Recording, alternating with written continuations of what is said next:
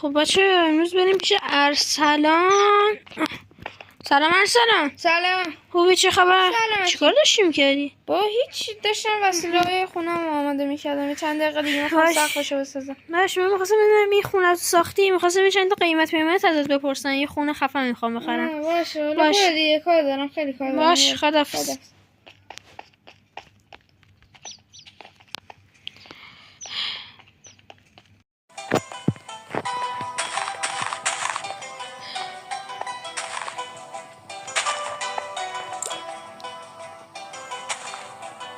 چیکار داشت میکردون؟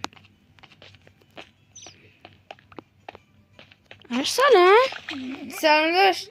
چیکار داشتی میکردی؟ هیچی، داشتم میساختم اینجا رو. با TNT؟